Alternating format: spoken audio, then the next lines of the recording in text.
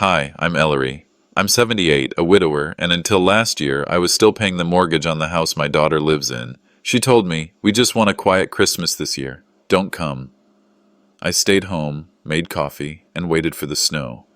Then I found out they'd hosted a lavish party. Everyone was there, everyone but me. But it wasn't the exclusion that hurt most. It was realizing they never saw me as family, only as the man who signed the checks.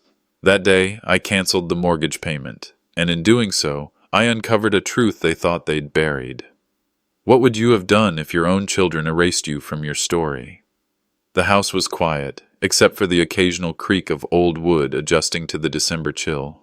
I sat at the kitchen table, nursing a cup of black coffee gone cold. Across from me, the calendar hung on the wall, an old promotional one from the hardware store with curled edges and thumbtack holes at every corner. Christmas Eve was circled in red, like it always was.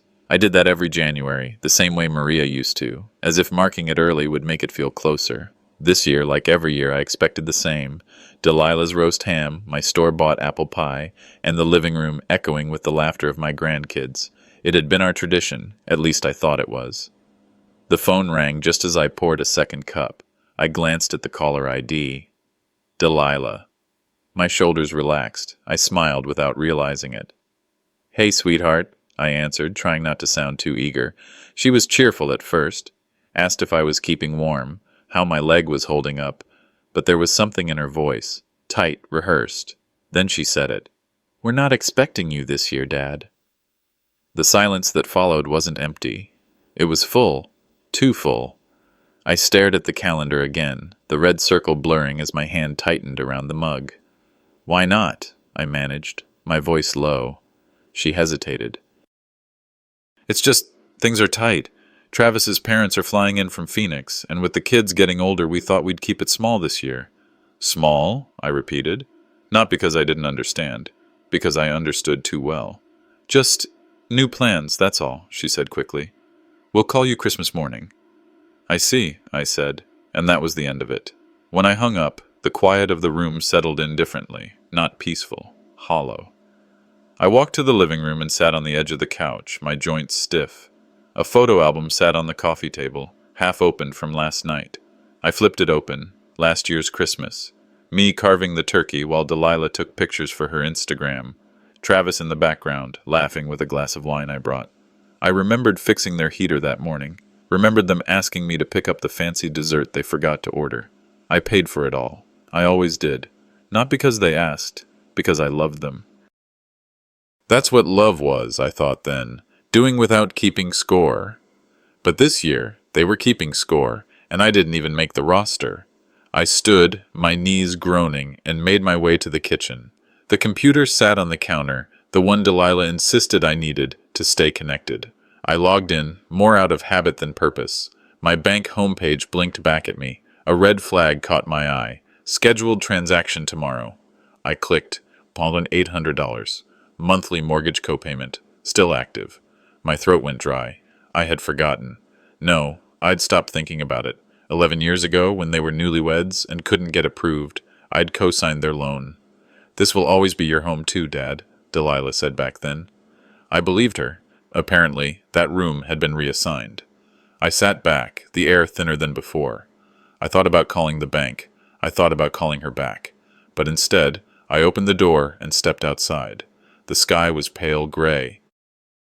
Snow hadn't started falling yet, but the scent of it was in the air. Across the street, the Wexlers were stringing lights along their porch. Judy waved when she saw me. "Your daughter hosting Christmas again?" she called. I smiled. It was the kind of smile you learn from decades of swallowing truth. "Not this year." She nodded and went back to untangling a string of stars. And for the first time, I wasn't surprised. I was just hollow. I hadn't even taken off my coat when the next wound found me.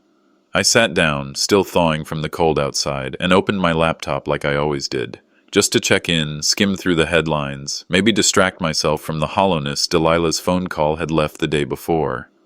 Facebook loaded. The first thing I saw was a post from her. A new one. There she was. Delilah.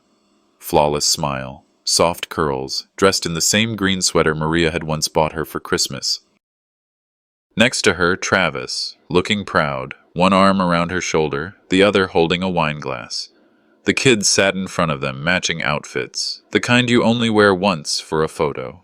And behind them, my old dining room table, the one I helped refinish the year they bought that house. On it were plates of food, dishes I taught her to make. The caption read, "Everyone who matters is here." I didn't zoom in right away. I sat there, staring, trying to decide whether I'd read it wrong, misunderstood, misread the tone. But then I leaned forward, pinched the trackpad, and made the image larger. She'd used the good plates, the ones we picked out together when she moved out at 22. She was right. Everyone who mattered was there. Just not me. I scrolled down, and the hits kept coming. "What a perfect family," someone commented. "You're glowing, Dee," another wrote, and then, shared by the neighborhood page. "Gratitude and good genes," it read. Tagged location, our forever home. Forever. That same home I still helped pay for every single month. I didn't realize I was holding my breath until the screen blurred. I blinked, and then blinked again, harder, like it would erase what I'd seen. I closed the laptop, hands slower than usual, stood up and moved to the window. I watched the street for a while, waiting for something, anything, to distract me. But the only thing out there was the neighbor's cat, curling around the mailbox post. The next day I went to the grocery store. The bell above the door chimed as I walked in, and the warmth inside wrapped around me like an old coat. Familiar. "Hey there, Mr. Vance," the woman behind the counter called. "You must be so proud. That holiday post of Delilah's. Just beautiful." I smiled, or at least I moved the corners of my mouth in that direction. "Yeah," I said. "It sure was." I grabbed a cart I didn't really need and walked past the cereal aisle. My feet knew the way, but my mind stayed behind. I remembered helping them move into that house. The truck rental, the furniture lift. Travis had thrown out his back, lifting a dresser, and I'd ended up carrying most of it myself. Maria baked muffins for the whole street that day. Delilah had hugged me on the porch. "You made this possible, Dad," she'd said. "This house exists because of you." I'd believed her. Back home, I set the groceries down and walked to the hallway closet. I opened the small wooden drawer built into the wall, my memory drawer. Inside were cards, dozens of them, birthday notes, Father's Day drawings from the grandkids, a few Christmas letters from years ago. I pulled out the one Delilah had given me the year the mortgage was finalized. "Couldn't have done this without you, Dad," it read in her handwriting. I flipped it over. Travis's name was there, but it was pre-printed, mass-produced like a thank you from a law firm. It landed a little differently now. I returned to the table, opened the laptop again, and navigated to the post. It was still there. Likes climbing, comments flowing. I hovered over the comment box. My fingers typed 4 words. "You're welcome." I stared at them. That's all I had. Not sarcasm, not bitterness, just a truth that didn't need dressing, and then I deleted it. I stood up, went back to the drawer, and began clearing it out. Not with anger, not with drama, just resolve. One envelope at a time. When I closed the last one, my hand brushed something I hadn't noticed in years. A manila folder, tucked far in the back. On the tab, written in my own handwriting, "Mortgage, Delilah's house." I held the folder a long time before I opened it. The label said exactly what I remembered writing. Mortgage, Delilah's house. 11 years ago, the folder had meant something else. Security, pride, maybe even trust. But now it felt like evidence. I placed it flat on the kitchen table and flipped it open, one tab at a time. Inside were the artifacts of a decade. Copies of down payments, appliance receipts, HVAC repairs, and email printouts.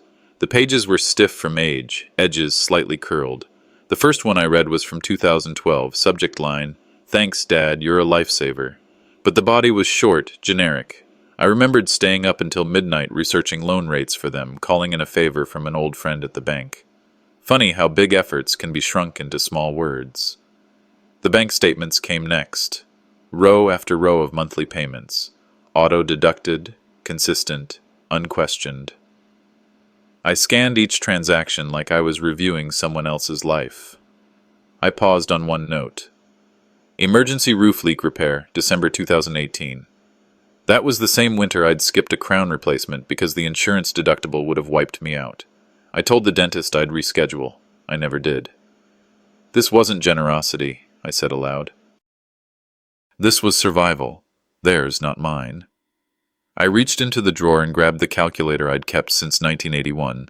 Faded buttons, reliable as ever. I began tallying, payment after payment, add. By the time I was done, the screen blinked. $183,642. I wrote the number on a sticky note, big, clear, pressed it to the table's surface. For the first time, I wasn't ashamed of how much I'd given. I was angry. Not about the money.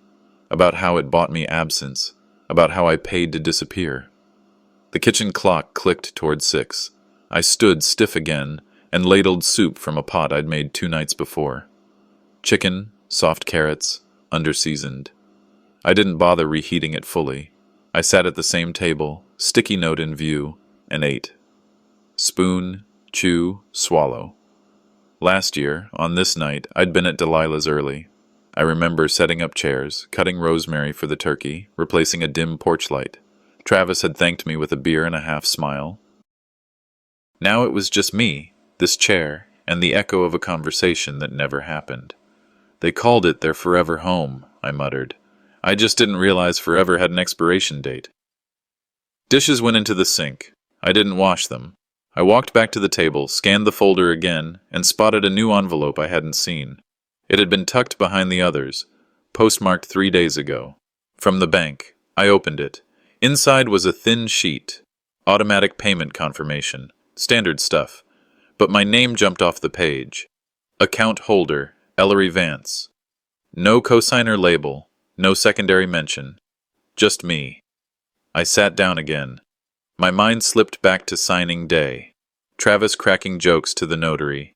Delilah rubbing my shoulder and whispering, "You'll always have a room here, Dad." Funny how warmth can sound like a promise, but age like a lie. I stared at that phrase, account holder, until it blurred, until it felt more like a brand than a label. I reached for my phone. Opened the contact for the bank. My thumb hovered over the call button. Then I stopped.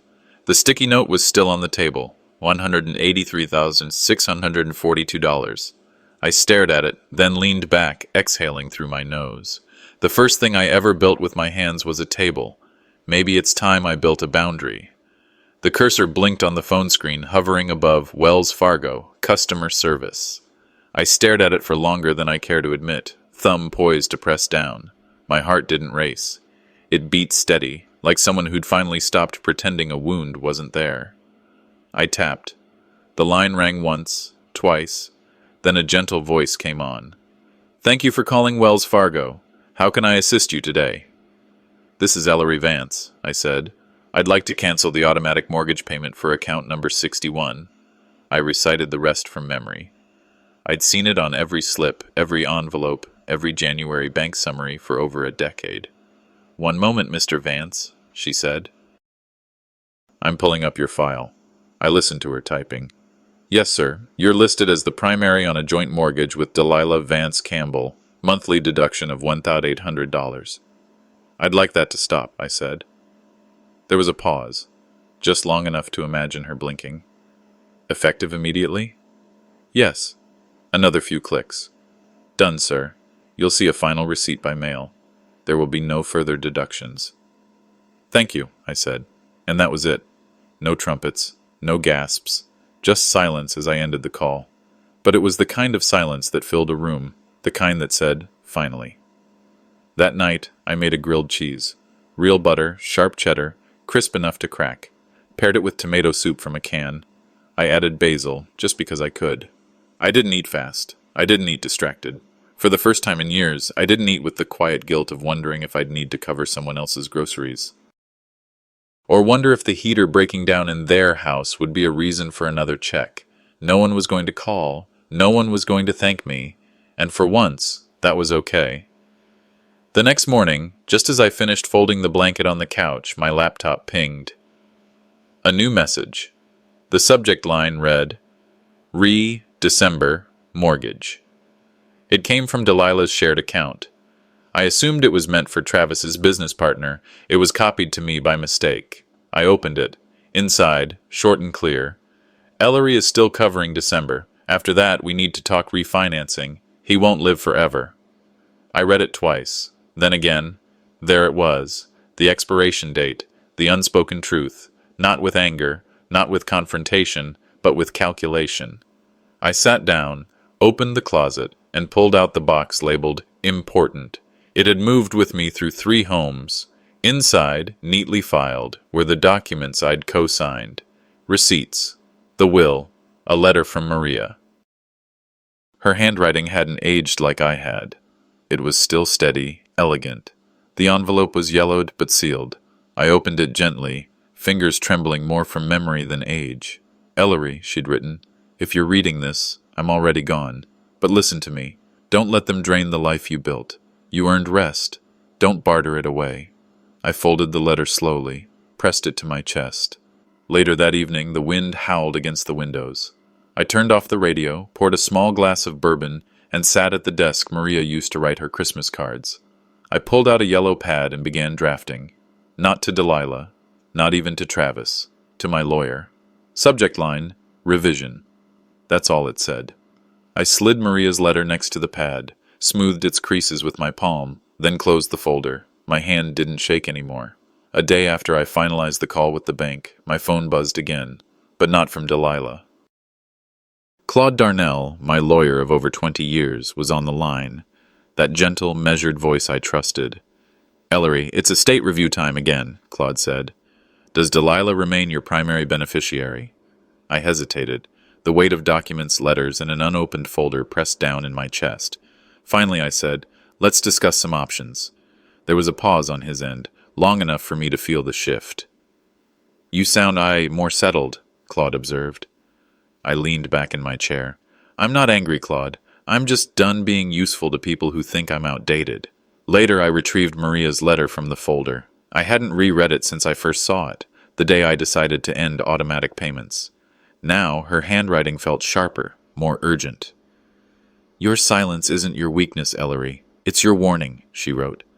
I folded the yellowed page gently, placing it in front of me, steadying my hands as I traced each word. Then I began writing names on a clean page beside it, the people who'd stood by me, not for what I could give, but for who I am. Her voice whispered between each name, not a list of debts, but acknowledgments of presence, and in that quiet act, I found a kind of peace. The next morning I headed to the shed behind my house, the one Maria and I built when the kids were small. Dust motes floated in streams of light. I pulled down the faded blue tarp and found the plank of oak I'd cut years ago. I sanded it smooth, measured lengths, and started building. With each wooden slat, my hands recalled skills Maria once complimented me on. As I worked, I thought about Nadine, the little neighbor girl who'd brought me soup when I shattered my hip. She didn't ask for repayment. She simply appeared. No agenda, no performance. I fashioned the box carefully, sanded edges until they rounded soft, painted Nadine's name in neat letters across the lid. Inside went my old compass, the one Dad gave me, and a photograph of Nadine offering me soup just after I fell. I brushed a finger across the lid and spoke to empty air. Let's see who remembers me without the money. That night, as dusk settled, a knock came at the door. Travis stood on the porch, pie in one hand, forced apology in the other. His shirt looked crisp. His smile looked rehearsed. Ellery, hi. Thought we might. Maybe Easter we could get together. Delilah's emotional. She misses you, he said, shifting the pie box. I took it in, polite voice steady. Are you here for me or for the payment you think I canceled too soon? He swallowed. Didn't answer. Just squeezed the box tighter, like it might flee. He started to back away. I reached into my jacket pocket and handed him a sealed manila envelope. He stared, confused. Inside, a full payment history, mortgage statements, and one sentence typed on paper. You were never part of the mortgage, only the motive. He looked more unsettled than I'd ever seen Travis look. He turned and walked away under the street lamp glow. I closed the door softly. Later that night, Wells Fargo sent a text. Cosigner status alert. Still active. My phone flashed with the notification. A twinge of irony snaked through me. For a man who had just let go, I suddenly had more loose ends than ever. But I wasn't shaking. The message arrived just before sunrise, the room still dim with sleep and frost. I was pouring water for the kettle when my phone buzzed beside the toaster. Wells Fargo alert. Cosigner status active on mortgage ending in 7213. The steam stopped rising. I stared at the screen, breath shallow. I had stopped the payments. But my name, it was still on the paper, still anchoring their house to me like a chain around my chest. I called the number right away. After 2 rounds of menus, I reached a rep. "Mr. Vance," she said politely. "Yes, we see that the payment has been canceled. But please understand, cosigner responsibility doesn't end with the withdrawal. If the primary holders default, you're still liable, until you're legally removed." "I thought canceling it meant I was out," I said. "No, sir. You're still on the original contract. It's binding until they refinance or you petition." She was reading from a script, but her tone carried the same unspoken sentence I'd heard all year: you were never supposed to notice. Later that morning, I drove across town to the same bank branch where it all started. It looked different now, shinier, sterile, newer windows. I walked past the "Open a checking bonus" posters straight to the young man behind the glass desk. He offered coffee. I declined. "I need all records tied to this mortgage," I said, sliding over my ID. "Cosigner documents, payment history, the works." The banker typed, squinted. "You're still on this loan? 11 years later?" I nodded once. He whistled low. "They never refinanced you out? Not even after the equity built?" "Nope." He leaned back, more curious than judgmental. "Most folks do that within the first couple years. That's unusual." I looked him dead in the eye. Apparently, they expected me to die before I got wise. He cleared his throat and got to printing. That evening, my phone rang again. Delilah. I picked up. "Dad, I heard you went to the bank?" Her voice was clipped, wrapped too tightly in a tone of control. "What's going on?" "Making sure I'm not anyone's insurance policy anymore." There was a pause. Then she softened, deliberately. "You're overreacting. This is family. You've always been there for us." I sighed through my nose. "Then stop treating me like a transaction." She tried again. "It's just money, Dad." "No, it's trust. And you lost that the day you calculated my funeral before the furnace bill." She hung up before she could find a retort. Around midnight, I opened Claude's email. The subject line read, "Draft. Will update and petition for cosigner removal." Attached was everything: the formal revision of beneficiaries and a document requesting full removal from the mortgage. Claude had written in the email body, "You were right to do this, Ellery. Too many parents stay quiet and sink with the ship." I printed them all, hole-punched, clipped. I laid the stack down on the same kitchen table where I'd once carved Thanksgiving turkey while Delilah ladled gravy with one hand and texted with the other. While gathering old mail from the kitchen drawer, I found it. A card I hadn't opened. Last year's Christmas card. Delilah and Travis on the front, standing in matching pajamas, flanked by the kids. Glitter script above them. The Campbells. Grateful, joyful, blessed. Inside. Pre-printed message. Unsigned. No love you, Dad. Just blank space under someone else's cheer. I dropped it in the trash without reading the rest. I returned to the table. Folded the cosigner removal letter with care. Slid it into a clean envelope, wrote the address I knew by heart. Delilah's house. Their house. I walked it out to the mailbox, raised the flag. Just as I turned to go back inside, my phone lit up in my coat pocket. Travis. The name didn't surprise me, but the nerve to call, that did. The phone didn't ring long. I answered on the second buzz, already knowing the voice on the other end before he spoke. "I think we need to clear the air before things get messy," Travis said. His tone was all smooth edges and firm polish, like he was still wearing a tie even if it was bedtime. "Things only get messy," I replied evenly, "when people don't clean up after themselves."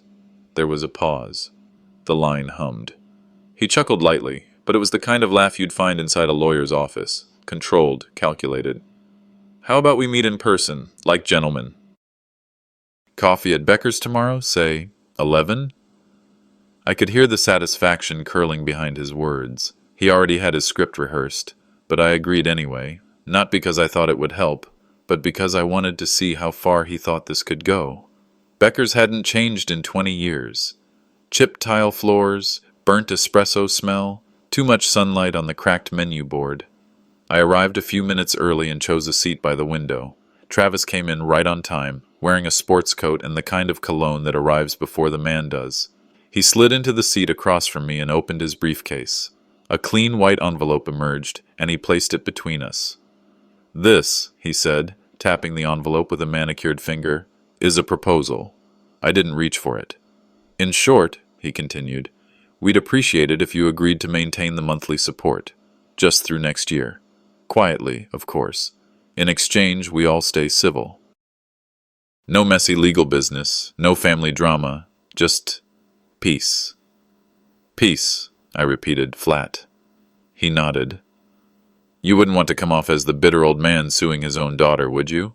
I looked him square in the face.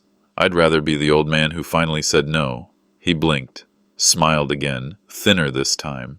Think about it. I didn't have to. By mid-afternoon, Delilah was broadcasting. A new post on her feed read, "Some people forget what family means. Thankful for those who stay classy when others don't."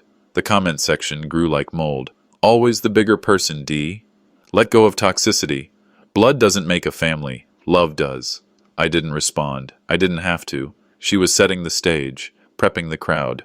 That post wasn't for friends, it was jury selection, and just like that, I was being tried in the court of emoji and implication.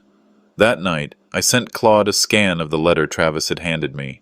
It took less than an hour for him to reply. "They're trying to bait you," Claude said flatly over the phone. "That's not a legal proposal. That's intimidation with a smile. Don't touch it. Don't reply. They want you emotional. That's where you lose." "What should I do?" I asked.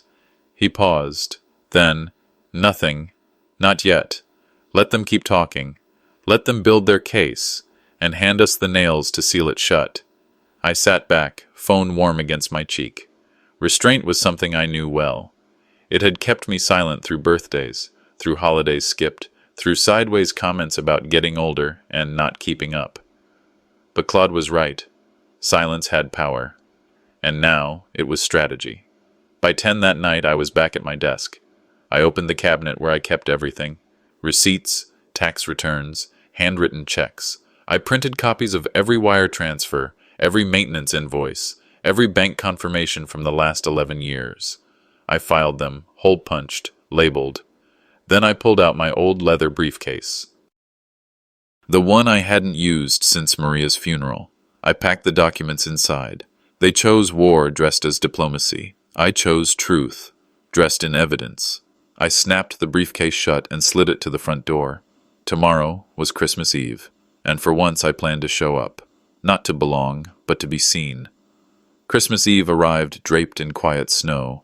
The streets of Olympia gleamed under the lamplight, dusted like powdered sugar, too serene for the war I was walking into. I dressed neatly. Slacks, clean shirt, long wool coat. The same coat Maria once called my funeral jacket. That felt fitting. I parked a block from Delilah's house. It glowed with laughter, silhouettes, and the telltale flicker of string lights dancing in the windows. Somewhere inside, someone was probably slicing ham. Someone else, pouring wine. I crossed the street with my briefcase swinging at my side, steady, deliberate. I didn't come for reconciliation. I came for clarity. The front door was ajar, and a guest must have just arrived. I stepped inside unnoticed, warm air colliding with the cold still clinging to my shoulders. The foyer was filled with coats. Children's shoes littered the mat. I heard my grandson's laugh from the back room. I hadn't heard that laugh in person in 2 years. I passed the hallway photos, watching as my face disappeared frame by frame. The older the picture, the more I was there. The closer to the present, the emptier they became. Delilah turned just as I reached the dining room, her face drained. Travis stiffened, napkin still in his lap. A guest whispered, "Who's that?" I stepped to the dining table and placed the briefcase down. The latch clicked louder than I intended. "I brought receipts," I said. I opened the case and began distributing papers. Bank statements, co-signed loan documents, payment histories. One by one I slid them onto the tablecloth beneath the flickering glow of a faux candle centerpiece. "I paid for this house," I said. "Not as a loan, as a father, but you made sure I wouldn't step foot in it." I read aloud, from the top of a printed email. "He won't live forever." The room shifted.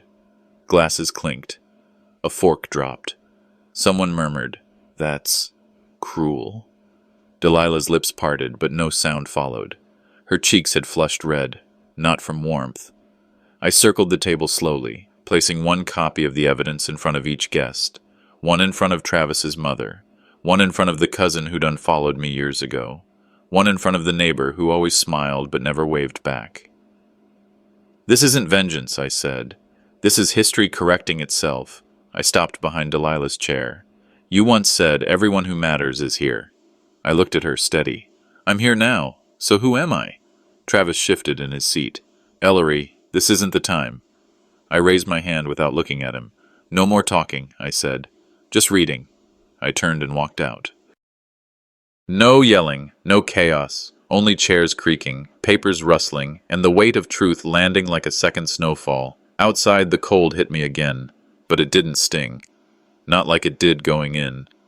The snow was falling heavier now, but gentler somehow. They wanted silence. I gave them clarity instead. Christmas morning arrived in a hush. No carolers, no smells of cinnamon or pine, just the slow trickle of snow down the window pane as I stirred instant coffee in a chipped blue mug. The kitchen, quiet as it was, didn't feel empty. For once, it felt like mine.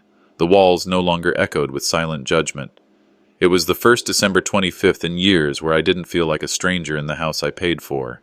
The silence didn't last long. 6 missed calls from Delilah. 1 text message, short and surgical. "You humiliated us." Not a single Merry Christmas. No acknowledgement of the truth that had cracked open on our dinner table the night before. Just accusation. Like I had crashed a party I built with my bare hands. I didn't respond.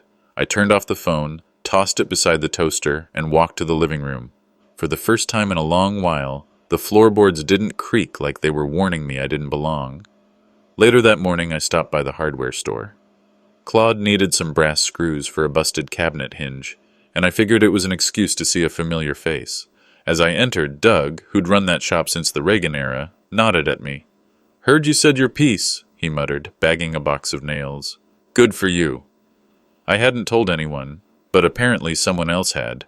A vague post had popped up online overnight. Something about never assuming who paid for the roof over your head. The phrasing was clean, careful, not naming names, but pointed like a dart thrown by someone who knew exactly what happened. People were connecting the dots. "Folks talk," Doug added, sliding my change across the counter. Not always in a bad way. The judgment I'd braced for never came. Just quiet understanding from a man who'd seen 3 generations of family drama from behind a cash register. Around midday, my landline rang. Claude. "Just a heads up," he said. "Travis's name got yanked from a referral list at Blue Ridge Realty." "Why?" "One of the other agents found a copy of that cosigner doc online, said it didn't sit right with their clients." "I didn't post it." "I know," Claude said. "You didn't have to. Their pride did the heavy lifting." That stuck with me. I hadn't touched social media. I hadn't whispered into town gossip. All I did was put evidence in front of the people who needed to see it. Everything else happened because they buried the truth so long it had started to smell. Evening came with a gray wash of clouds and wind. I was nursing a second cup of coffee when I heard the knock. Soft, but insistent. Delilah. Red eyes. No makeup. Jacket buttoned wrong. She looked less like the socialite hostess and more like the little girl who used to hide behind her mother's legs when thunderstorms came through. "Do you know what you've done?" she said, not waiting to be invited in. "You ruined our holiday." I didn't flinch. "No," I replied, stepping aside only far enough to block her from entering. "I ended mine. You're the one who decided I didn't belong." She opened her mouth, but I raised a hand. "Not here," I said. "Not now." Her lips trembled. She looked like she was about to cry or scream, I couldn't tell which, but neither happened. She turned and walked down the steps, coat flapping in the wind like a flag half lowered. I returned to the study and opened the drawer where Maria used to keep birthday cards and photos. Near the back, I found an old frame, dusty, glass cracked at one corner. Inside was a photo of Maria and me at our 25th anniversary. Taped behind it, folded once, was a note she'd written in her tidy cursive. "Be seen, even if they won't look." I removed the tape and placed the photo on the mantel, this time front and center, not tucked behind candles or fake holly like years before. It stared back at me, not bitter, not vengeful, just true. I stood there a moment longer, fire popping in the hearth, and for the first time in years, I wasn't waiting for anyone to make space for me. I had taken it. The phone rang again. Claude. "You should see this article," he said. "Page 3, Spokane Review." My face was on the page, but this time the story had my voice. Claude was right. There I was, page 3 of the Spokane Review, headline printed in bold, co-signed silence, the elder behind the mortgage. The journalist didn't dress it up. Didn't need to. The document spoke loud enough. Every check stub, transfer record, and legal signature laid out like bricks in a path I'd built and they tried to bury. The photo they used was from the community center's winter fundraiser, maybe 3 years back. I'd forgotten I was even in it. But there I was, smile tight, eyes tired, standing behind a folding table of donated coats. For the first time, my name sat above a story I hadn't had to defend. And for once, the ink didn't lie. That afternoon, I stopped by Claude's office to drop off some final paperwork. He met me at the door, newspaper already folded open, smirking. "No lawsuits," he said. "They can't sue for truth." I nodded, more relieved than smug. Then they're finally learning how facts work. "The article's everywhere," Claude added. "HOA forums, realtor groups, even local church bulletins." I didn't leak it.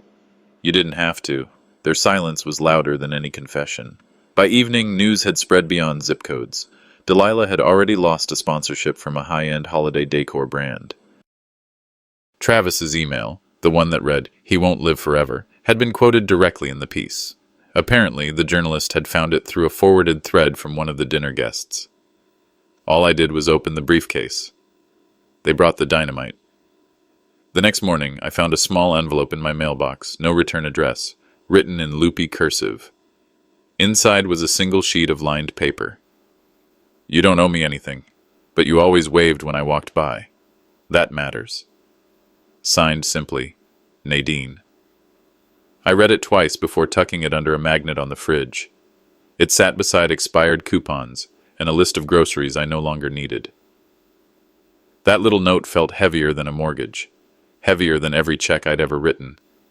It reminded me that sometimes being seen isn't about making noise. It's about showing up, over and over, until someone finally looks. Later that day, I was out in the yard, clearing fallen branches, when I saw Travis's truck idling near the curb. He sat there for a few minutes before stepping out, box in hand.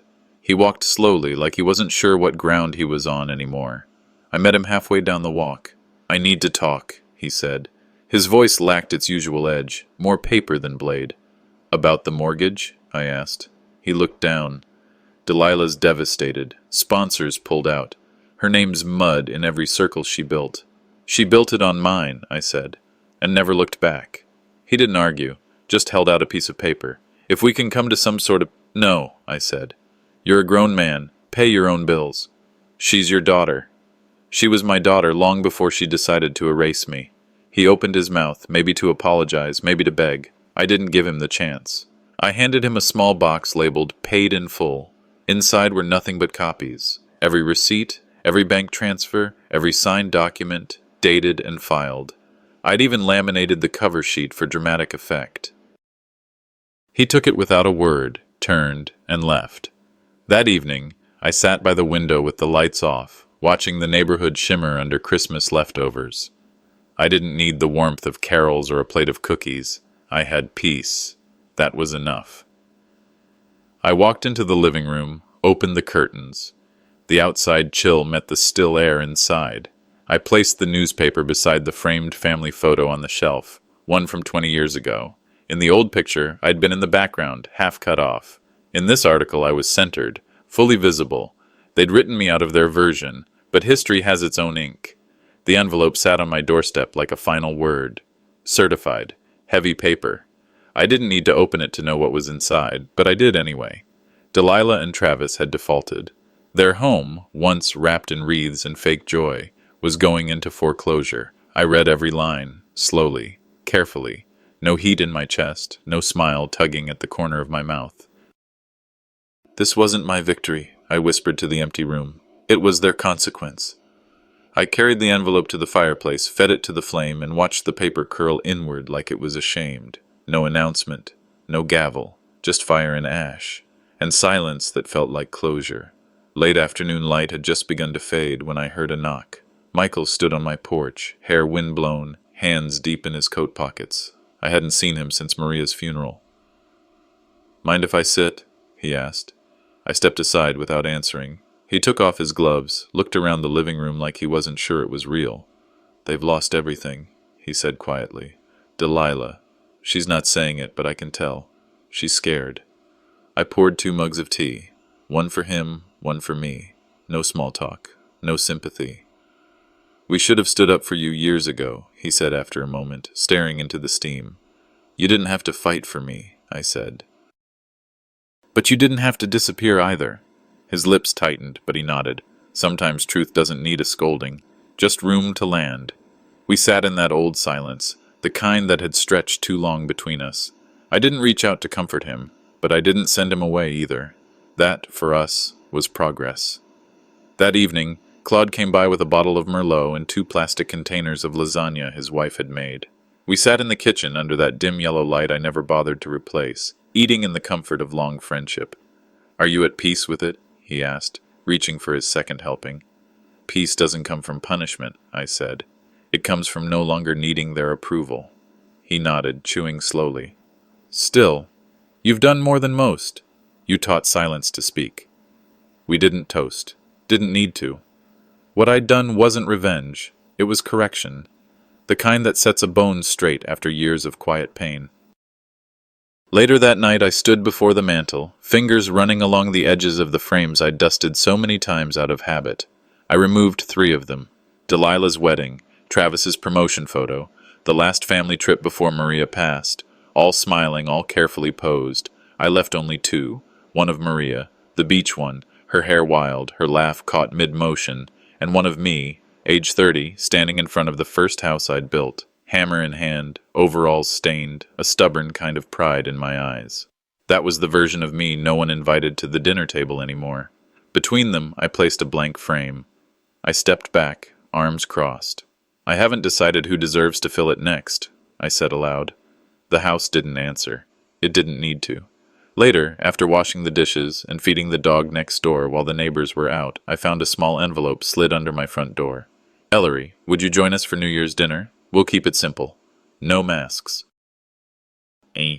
Just real." "Nadine," I smiled. No performative apology, no expectations, just something real. I folded the note and tucked it into my wallet. It didn't erase what had been done, but it reminded me that sometimes restoration starts with a quiet invitation. As I stepped out onto the porch, the wind was sharp against my skin. I looked down the street, not for who might show up, but for what came next. The envelope was light, but my hand paused before opening it. I could tell from the handwriting. It wasn't Delilah's. The script was neat, young, uncertain. Inside, a folded note on stationery with a simple red border. "Dear Grandpa Ellery, I'm sorry we never knew you as more than a shadow. Mom told us you were cold, distant, but now I understand. You were never distant. You were just never invited close." I sat down slowly. I saw the article. I asked Mom about it.